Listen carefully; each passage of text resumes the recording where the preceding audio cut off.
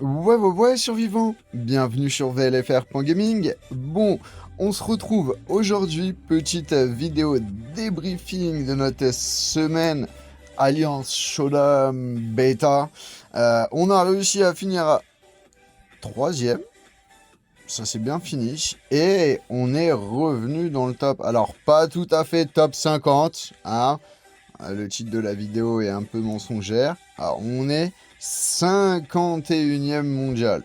Donc ça, c'est vraiment cool. On a réussi à remonter dans le classement avec tous les gros là qui sont là. On voit qu'il y a du GRR, on a du LDF derrière, on a AAH juste devant, il y a du WTC juste à côté aussi. Kyo, non, voilà, c'est bon, on est remonté à côté des gros. On va sûrement prendre une fessée la semaine prochaine. Donc c'est pour ça que j'en profite pour cette semaine, vous faire une petite vidéo débriefing, de voir un petit peu le délire de une voix forte, deux voix faibles, jusqu'où ça peut vous emmener. Alors que, je vous rappelle encore une fois, TDK, on n'est pas un des plus gros clans. 70 millions de puissance. Quand on va voir au classement mondial, les gros clans, hein, 128, 119, 117, c'est les gros clans. WTC qui avait juste à côté 112 qui sont juste devant nous. Donc vous voyez que là, on se bat presque avec le double de puissance de nous. Donc voyez à quel point cette stratégie peut vous emmener haut avec pas forcément un des plus gros clans, excusez-moi. Donc, on a fini sur une semaine troisième avec 9 points. On a été malchanceux parce qu'on a plusieurs joueurs qui ne se sont pas inscrits. Mais Troublemaker a vraiment fait une semaine parfaite, a gagné un combat avec 3 victoires. Donc même si on aurait gagné notre petit combat où on n'aurait pas dû perdre parce qu'il nous manquait un joueur, on aurait fini dans la même situation. On aurait fini deuxième et on aurait pris qu'une seule étoile. Donc encore félicitations à 323 SOS Butterhood.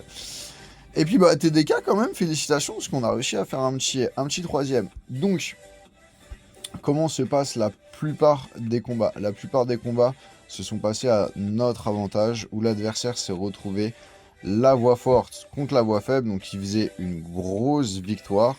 Et nous, on se retrouvait nos voix fortes contre leurs deux voix faibles. Donc, ce qui s'est passé, donc là, il y a une voix forte qui tombe sur une voix faible. Donc on perd, c'est pas grave. On a notre deuxième voix faible qui va gagner contre leur voix faible. Et ensuite on finit avec notre voix forte contre leur voix faible. Et on gagne à tous les coups. La seule chose qu'il faut faire, c'est éviter le one-on-one et éviter la voix forte, voix faible. Donc à ce moment-là, là vous allez vous retrouver avec à enchaîner les deux voix fortes contre vos deux voix. Et là, ça va être compliqué. C'est ce qui s'est passé exactement, si je dis pas de bêtises, au troisième. Voilà. Troublemaker. Notre voix forte n'était malheureusement pas assez forte parce que voilà, on avait un des réservistes qui était là et il nous manquait l'ISO qui... ou non, c'est où? Alors non, Troublemaker, c'est la défaite du clan, excusez-moi, je me trompe. Troublemaker, c'est la défaite méritée. Très beau clan, très belle ligne, 3 très belles lignes, et impossible de faire quelque chose. Donc, faut remettre à César ce qui est à César. Là, il n'y avait rien à dire sur Troublemaker. Par contre, sur la dernière, et c'est là où ça a été un petit peu dommage, ça s'est terminé en 20-20 parce qu'il nous manquait l'ISO. Donc là où ça aurait dû finir avec premier combat 20-20 et Edge qui aurait... Et je suis pas sûr qu'elle aurait perdu de... Oh, Mikoto. Non, en plus il envoie Mikoto, quoique 2100... À voir, ça aurait été possible, la victoire aurait été possible dans tous les cas, l'ISO gagnait derrière. 178, 14, 42, oula, non, le ratio il est pas bon du tout. Il est pas bon du tout.